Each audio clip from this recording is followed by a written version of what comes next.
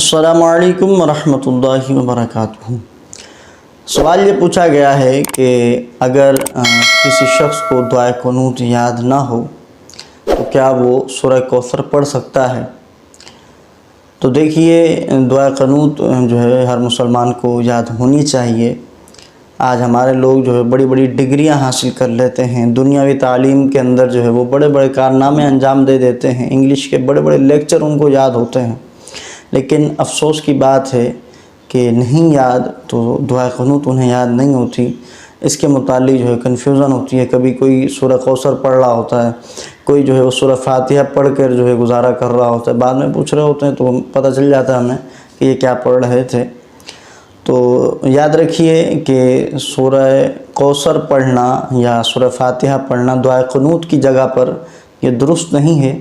دعائے قنوت کو یاد کرنے کی کوشش کی جائے، اور جتنی دن کوشش میں لگ رہے ہیں، یاد کرنے میں لگ رہے ہیں، اتنے دن تک آپ جو ہے وہ یہ تسبیح پڑھ سکتے ہیں۔ دعائے قنوت کی جگہ 3 مرتبہ آپ یہ تسبیح پڑھیں گے، اللہم اغفر لی، اللہم اغفر لی، اللہم اغفر لی، تو یہ آپ کا دعائے قنوت کا واجب ادا ہو جائے گا۔ اس کے بعد آپ رکوع کر لیں۔ اگر آپ کو دقت ہو رہی ہے، اس کو پڑھنے میں مشکل ہو رہی ہے، تو اس سے بھی آسان تسبیح موجود ہے۔ آپ 3 مرتبہ یہ لفظ پڑھ لیں، یا ربی یا ربی یا ربی، یہ 3 مرتبہ آپ پڑھیں گے تو اس سے بھی آپ کا واجب ادا ہو جائے گا۔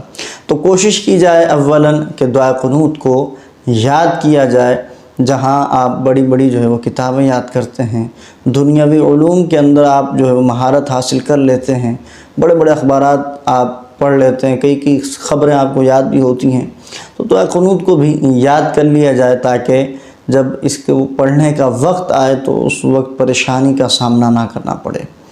تو امید ہے میری بات آپ سمجھ چکے ہوں گے۔ اس ویڈیو کو اپنے دوستوں کے ساتھ ضرور شیئر کیجئے گا اور لائک اور اس پر کمنٹ ضرور کیجئے گا۔ اللہ تعالی ہم سب کو نماز کے مسائل سیکھنے، سمجھنے اور دوسروں تک پہنچانے کی توفیق عطا فرمائے، اور درست طریقے کے مطابق ہمیں اپنی عبادات، ریاضات کو ادا کرنے کی سعادت بخشے۔